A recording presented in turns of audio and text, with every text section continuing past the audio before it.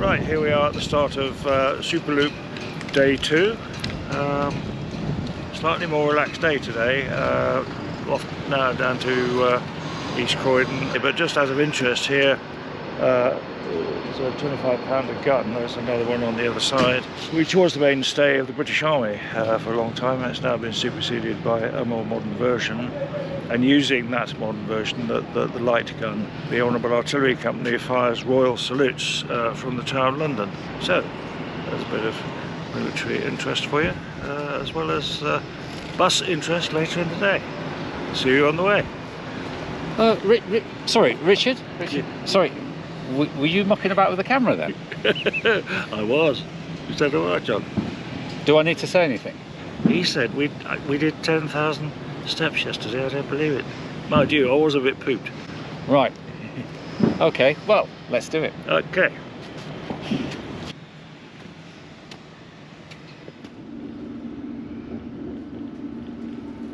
The first thing we must do this morning is to retrace our steps down to Croydon on the Thames link from Farringdon.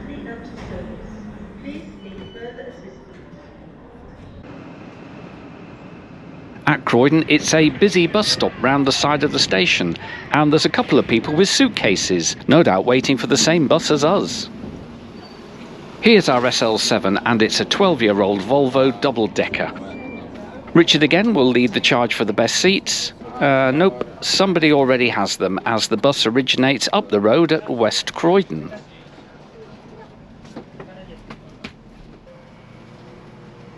Well, after a promising start, things soon turned bad, as our driver must have some kind of warning lights in the cab, and we pull over. Seems like we have a technical fault. Yeah, I quite well fancy the driver's talking on the radio. Yeah. In the end, we're asked to wait on the bus for 15 minutes, and then we're shepherded onto the following SL7. And our driver handles it all very well indeed. But obviously this bus will now be very busy, and we are relegated to one of the rear seats. And we are soon on our way, leaving the stricken bus behind.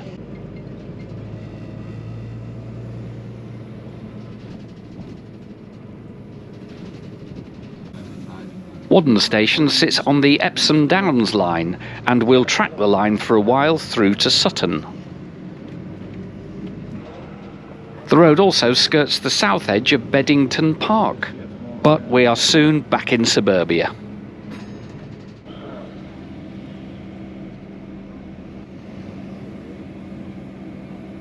Now, Coshalton looks to be about the poshest place we've passed on the loop so far.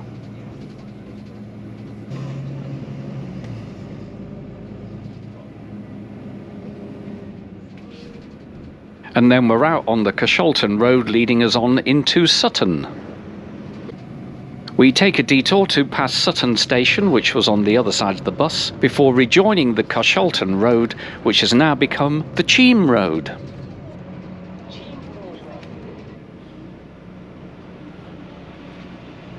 And it's at Cheam that we stop travelling west and set a northwesterly course for Heathrow Airport.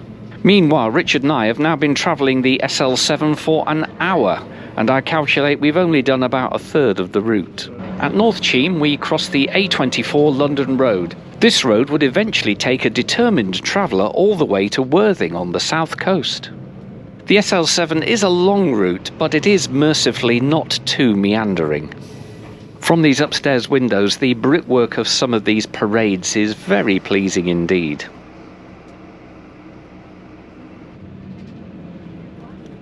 At Worcester Park Station, we now enter the realm of the South Western Railway, with trains in and out of Waterloo.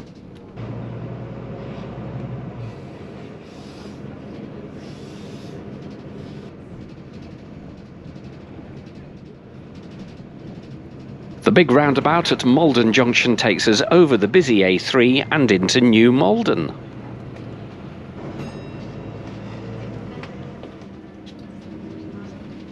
Richard continues to track progress against the plan. We've been on the SL7 for 90 minutes now, and so I take a break from recording the endless suburbs until we swing into Kingston. Now, Kingston railway station dates from 1935 and is served by trains on the Waterloo to Shepperton line. And of course the Superloop must eventually recross the Thames, and there's no better way than on the 1828 Kingston Bridge.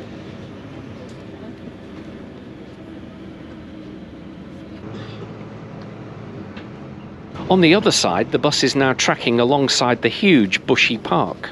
Bushy Park is famous for being the home of the very first ever park run. Incidentally, it's also my sister's local park run where she runs on most Saturdays. SL7 to Heathrow Airport Central. It's notable that there's a lot of Heathrow workforce on the bus now, and Hampton Hill looks to be very upmarket indeed.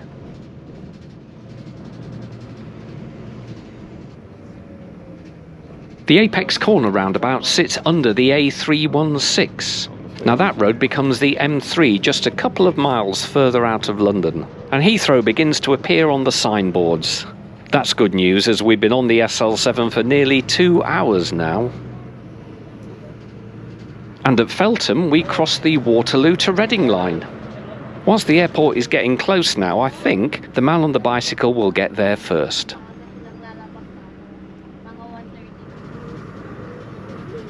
Hooray! At last, an aeroplane!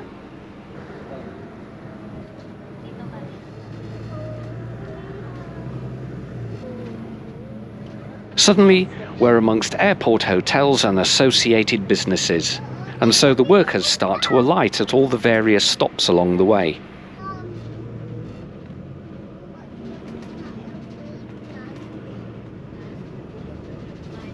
And all that's left is to go behind these BA buildings to complete a circuit of the perimeter road. This is definitely the best bit for avgeeks.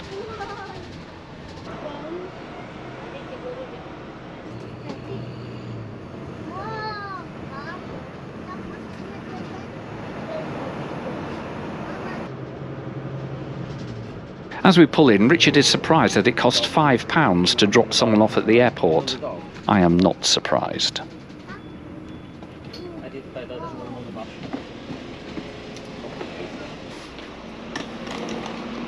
After 2 hours and 15 minutes, I think you all know where we were both headed first when we left the bus.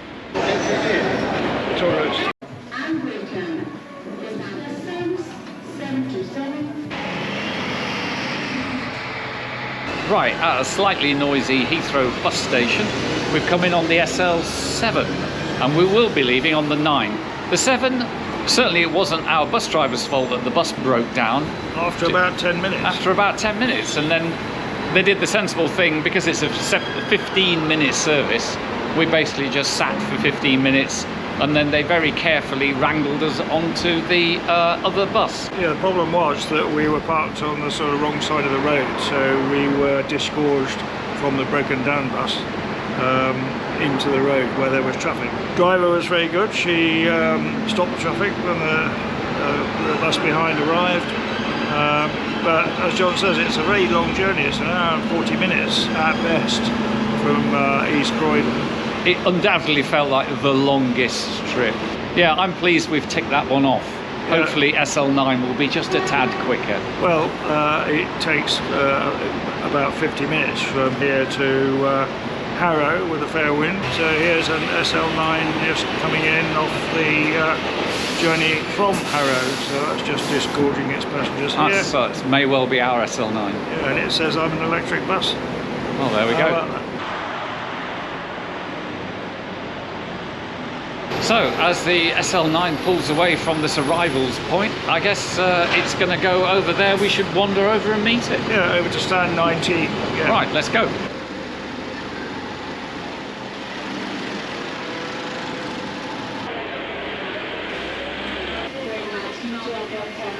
Well, this is the most competitive bus scrum we've faced so far, and obviously there's a lot of luggage about too. And look, the Barger-in-Chief has nabbed the front seat again. Well done, Richard. The sign reads, "Thank you for flying through Heathrow. Well, we flew through in 55 minutes and that included a lunch stop. Blimey, this is a very clunky bus.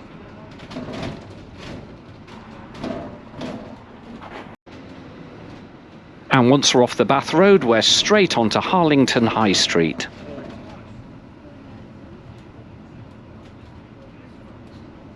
Then it's up and over the M4 and dropping down into Hayes. Hayes and Harlington Station marks where we cross the Great Western Main Line out of Paddington. And it also features purple Elizabeth Line roundels.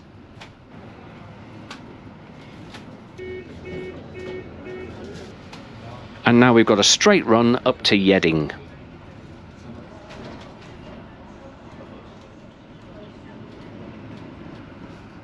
Once we cross the Uxbridge Road, I suppose you could say we're now in Yeading as we clunk our way along. Ah, there's the sign. Yeading, White Hart Roundabout. And it's time to pass over another trunk route out of London, the A40. This will become the M40 to Oxford and beyond. But of course, us Superloopers have no interest in radial routes. We're all about the circumference. Northolt village doesn't look very villagey, does it? After Northolt, there's signs for Harrow as we pass underneath the Chiltern main line. Northolt Park Station.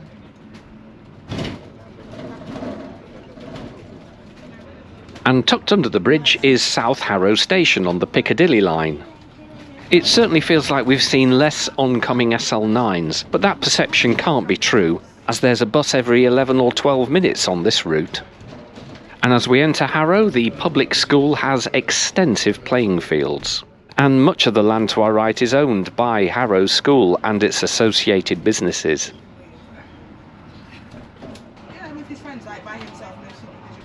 Ooh, there's an SL10 there. We could possibly get a super quick transfer. But no, our driver decides to let the SL10 go first, and it'll be long gone when we finally pull up.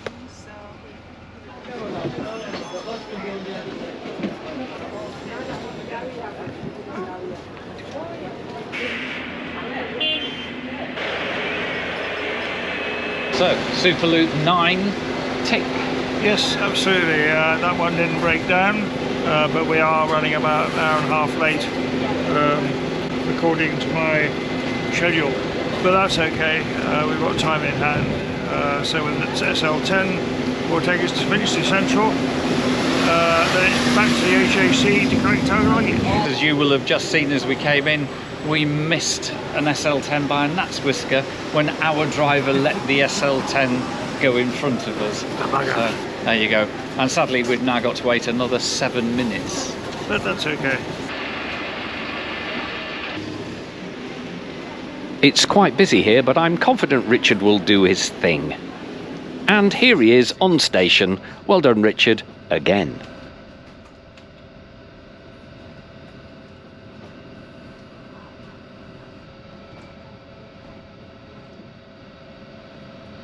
I'm loving the painting at Kenton Station, and this electric bus is much less clunky, but the air conditioning is very noisy. And I'm pleased to see the roads around Kenton seem much less busy at this time. And then we pass what Richard thinks is an old telephone exchange. Is it? Kingsbury Station is now on the Jubilee line, but was built in 1932 by the Metropolitan Railway, and it's a real Metroland station where the architecture pretends it's in the country. And the central parade on the left completes the feeling that this is a 1930s new town. And Row Green Park acts as a kind of green bridge into the outskirts of Hendon. And then we're treated to the beautiful marble of this very modern temple.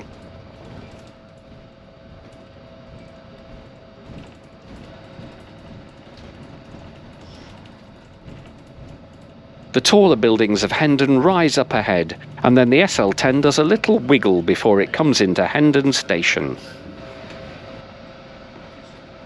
Hendon Station is on the Midland Main Line, so that's the last radial main line now ticked off.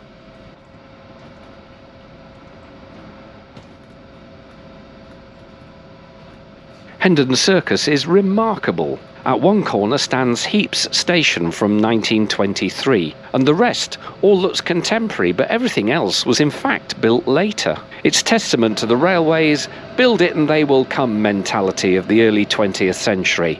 And come they did. So here we are at Hendon Central Station, which is my old stamping ground, because I used to live just a few miles north of Mill Hill.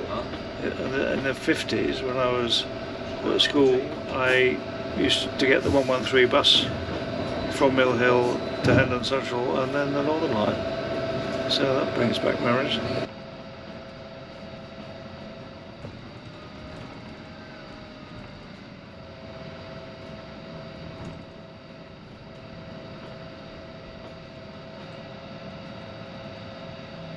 Hendon, the Quadrant. And as we follow Finchley Lane, this nondescript road passing us is a youthful A1. Turn left here and we could follow it all the way to Edinburgh. Just 1 mile to Finchley Central, Richard. That will be the whole SL10 buses ticked off. So yeah, success. We'll give you our closing thoughts a bit later. Indeed.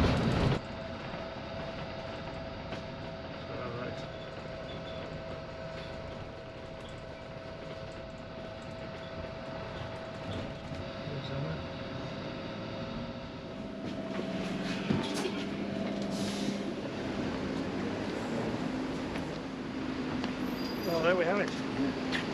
So goodbye SL10. And as Richard says, there we have it. Pretty much a complete circuit of the Superloop in 2 days. It's time for a drink to celebrate, and I know Richard is ready for one too. It's just a short walk to Finchley Central Station, and then a quick ride to the HAC to collect our luggage and then go on to Paddington. You see, we are travelling first class back to Devon, so we can avail ourselves of the comfort of Queen Victoria's lovely waiting room on Platform 1, which also supplies free wine after 5 o'clock on a Thursday. Now, it may be a plastic tumbler, but free wine is free wine. And there's some very nice things in here, including a bit of Queen Vic's original wallpaper.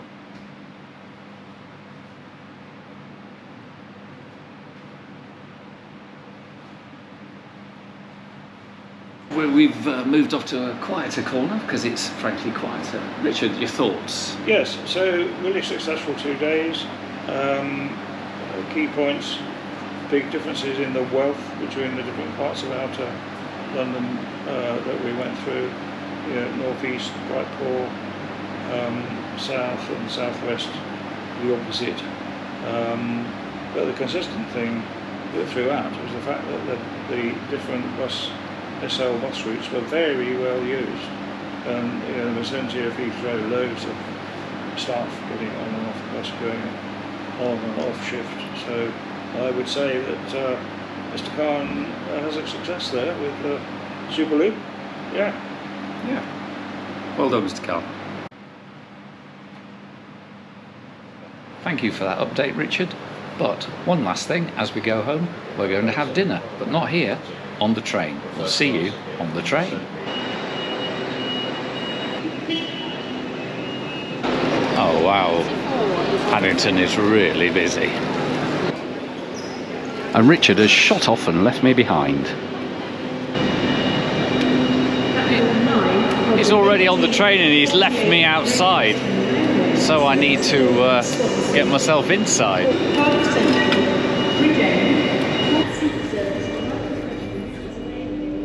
So have you just decided we're having these two? So yeah, we're in Coach K on the 1904, allocated seats here. Why is there nobody else here, Richard? Because we are the wise ones who look up things online. We know that 1C94 was going to be on platform 8, and here it is, but it's not on the board yet, so all the unwashed down there are still waiting. Well, there's 1C94. Well, they don't know it's 1C94, do they? Because it's only nerds who know the 1904 from Paddington is 1C94. Am I on WhatsApp? Of course I'm on WhatsApp.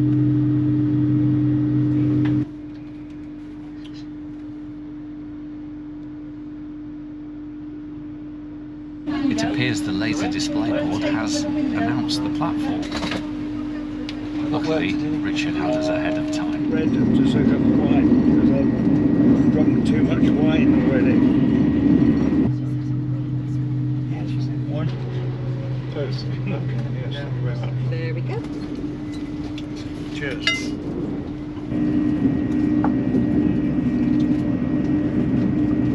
An expensive pastime, but.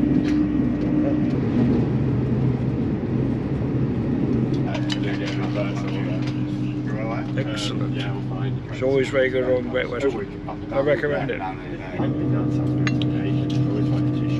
Bought this at Lynn Smith's at Heathrow. I thought it was appropriate.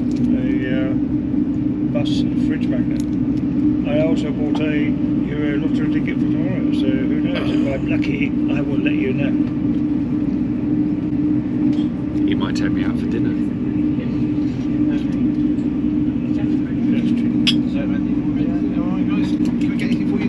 Not for me. Lemon meringue would be lovely. Lemon meringue for yourself, sir, no problem. Westbury is 27 minutes late. Yeah. Where stop behind it? Lovely. Moving quite quick. We're going to overtake 1C93. They're going to hold it in Westbury. See, won't we? So I still haven't finished my pudding, and now I've got coffee and beer. Most importantly, don't let your chocolate melt against the side of the coffee.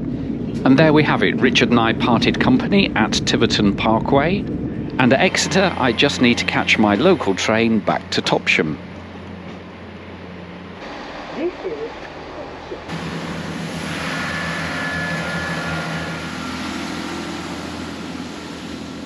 And so here I am back at Topsham railway station after a very busy 3 days down in London. I hope you enjoyed Richard and I riding around on the Superloop, and some of Richard's quips. He's great fun, and I did enjoy staying at the HAC, and I hope you enjoyed a little window into the world behind the doors at the HAC. Thank you all very much for watching, and thanks all for the very kind comments that I get not only on the internet but also in person when people bump into me. So thank you all very much for that indeed, and I look forward to seeing you on the next little trip.